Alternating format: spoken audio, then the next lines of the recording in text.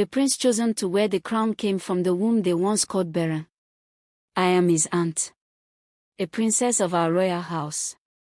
What I am about to share is not rumor. I lived it. In our village, kinship moves in turns between royal families. My father's house was one of those families. My older brother was the crown prince. Everyone knew that one day, when it was our turn again, his son would likely sit on the throne. So when he married his first wife, Humiliated, the palace was full of joy. She was calm, respectful, and very wise for her age. I liked her immediately. She spoke softly, but she understood people. We all expected children to come quickly. They did not. 1 year passed. Then 2. Then 5. At first, people were patient. They said, it will happen. They brought prayers. They suggested herbs. They gave advice she did not ask for. But in a royal family, patience does not last forever. I remember the first serious meeting. The elders sat in the inner room. I was younger, but I stood near the window and listened. They said the bloodline must continue. They said the throne cannot wait for hope. They said my brother must marry again. Humiliated knelt and served them drinks while they discussed her failure like she was not human. Soon, a second wife entered the palace. She was young and lively. Within a year, she was pregnant. The palace exploded with celebration. Drums. Dancing. Gift. Humiliated cooked the food for that celebration. Not long after, a third wife came. She also became pregnant quickly. More children. More joy. More noise in the palace.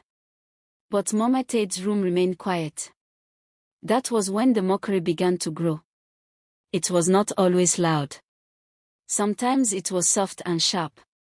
The younger wives would talk about baby kicks and cravings when she was near. During gatherings, someone would joke, "What is a royal wife without a prince?"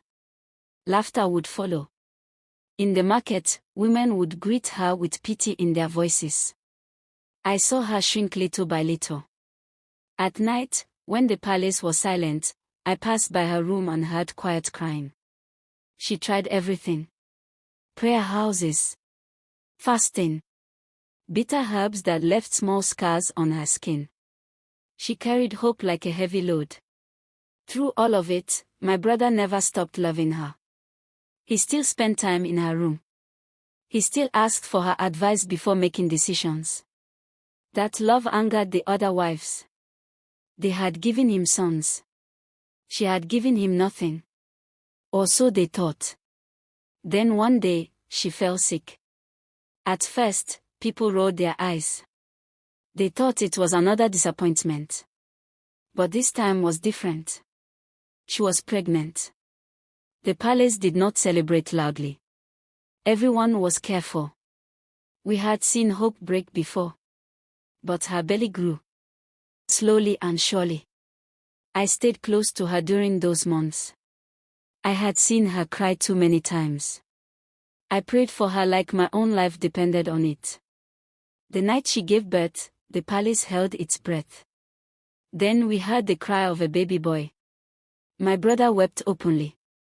The crown prince wept like a child. He lifted the baby and said the ancestors had removed shame from his house. They named him Adewale. From that day, Humiliated walked differently. She no longer lowered her eyes when passing through the palace courtyard. But love can create jealousy. Adewale grew into a gentle boy. He was not loud. He was not proud. He greeted everyone properly, even palace guards. He sat with old men and listened to their stories.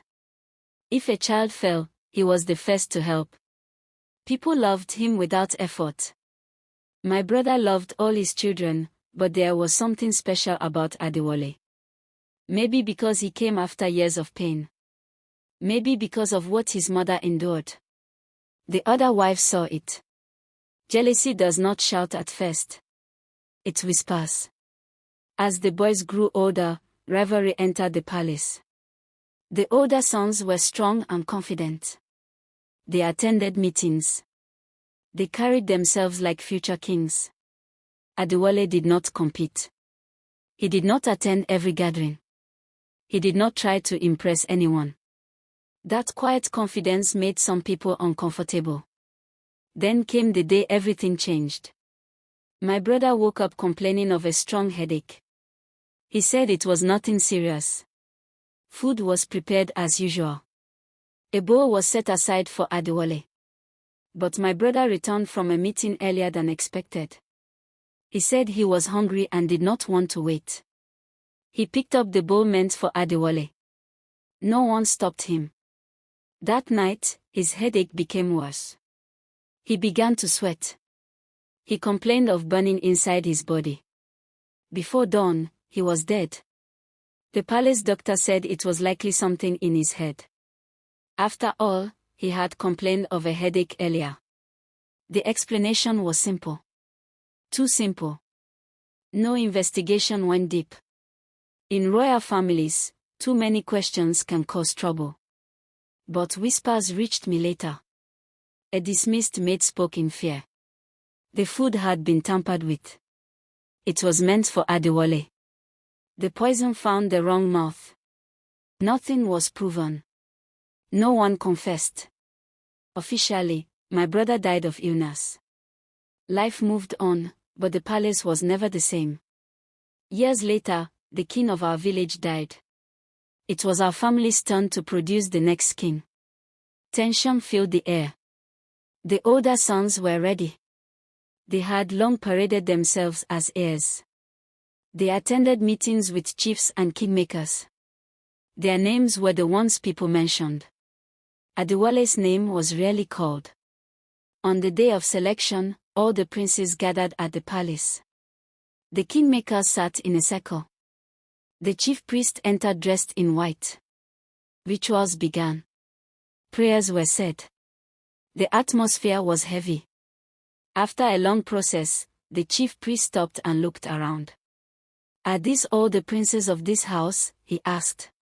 An elder replied, "Yes." The chief priest shook his head. "One is missing." Murmurs filled the hall. "The last son of the first wife," he said. Adewale was not standing in the center. He had stayed at the back, not wanting to push himself forward. Someone ran to bring him. We waited. More rituals were performed. The chief priest called on the ancestors. The hall was so quiet you could hear breathing. Then he lifted his staff. "Adewale, son of the first wife, is chosen." Silence. The older brothers protested. Their mothers cried. But the kingmakers insisted the process had been followed. The ancestors had spoken. Adewale knelt down calmly. He said he would serve the village with respect and fairness. I looked at Humiliated. I remembered the woman who cried behind the kitchen. The woman people called barren. The woman who served food at celebrations for other wives' children. Now she was the mother of a king. If the poison had worked as planned, he would not have been there. But the womb they mocked carried destiny. Today, King Adewale married Iwatimi and are blessed with 4 children. He rules with wisdom and kindness. He listens before speaking. He settles disputes calmly. The whole village respects him, not because he forced it, but because he earned it. And every time I see him sit on that throne, I remember where he came from. Truly, delay is not denial. The prince chosen to wear the crown came from the womb they once called barren. Humiliated, the queen mother, is loved by all and her story told to younger ones to teach them life lessons. The queen mother is now a proud grandma to 4 beautiful grandchildren.